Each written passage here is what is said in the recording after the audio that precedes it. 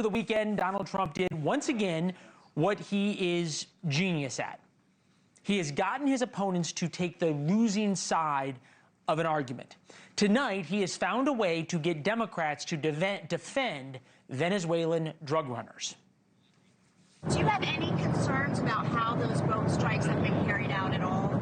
Very little, because you can see the boats, you can see the drugs in the boats, and each boat is responsible for killing 25,000 Americans.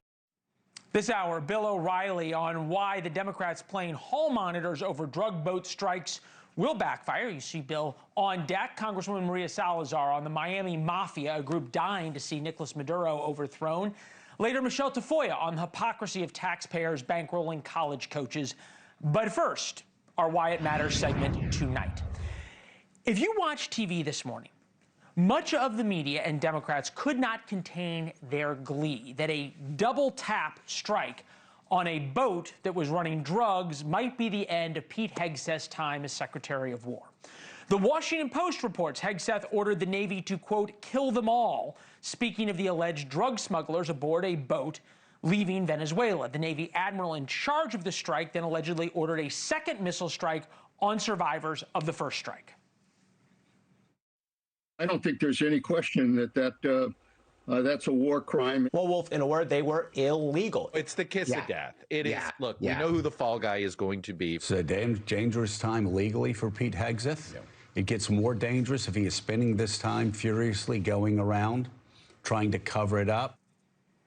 The Washington establishment is simply horrified that the Trump administration is killing drug runners, and they want you to be horrified as well.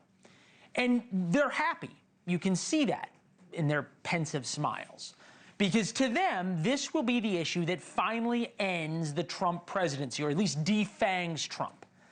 Trump is doing what he does in every one of these situations. He stays defiant. And Pete said he did not want them. He didn't even know what people were talking about. So we'll look into it. But no, I wouldn't have wanted that, not a second strike. Okay, so Hegseth is distancing himself a little bit after a meeting in the Oval Office. He wrote on X, Admiral Mitch Bradley is an American hero, true professional, has my 100% support. I stand by him and the combat decisions he has made on the September 2 mission and all others since. So no matter what really happened there, and both in the Pentagon and then what happened actually to the smugglers and the boat, these actions are nothing new. The Clinton administration shot down more than a dozen drug trafficking planes near Colombia and Peru from 1995 to 2001. I don't remember anybody being charged with war crimes. Bush's CIA started and Obama's continued a covert action in Colombia that killed dozens of revolutionaries from 2007 through 2013. Yet when Trump does it, we are to believe that it is completely unacceptable. You all are suddenly hearing all of these words. The rules of war, the rules of engagement, laws of armed conflict, international law, the Geneva Convention. This would just be a political observation, but it's also a human observation.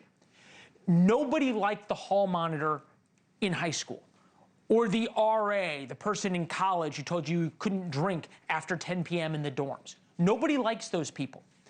When Democrats attempt to bring down Trump and Hegseth on the process, on the rules, it's a losing argument. Remember, just a couple of months ago, Democrats were losing their minds over the Maryland man deported to El Salvador.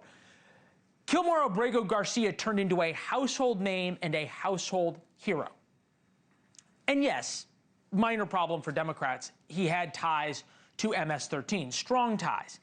But Democrats back then were arguing the process, the rules, the due process of how exactly he was extradited and why this was terrible. And then Kristi Noem was going to get fired and it was going to bring down the Trump administration. It didn't work for Democrats then. It's not going to work for them now. Arguing over the ins and outs of international law and whether or not Hegseth violated it is a pointless exercise, and here's why. To most reasonable Americans, blowing up boats bringing drugs into America makes sense. Call it common sense. When Democrats try to defeat Trump on process issues, on common sense issues, they lose every time. They get excited. It's like Lucy and the football. They think this is going to be the time. Every time this happens, it actually makes Trump stronger. Thank you for watching. Subscribe below and download our NewsNation app right now on your phone, and you will get fact-based, unbiased news for all Americans.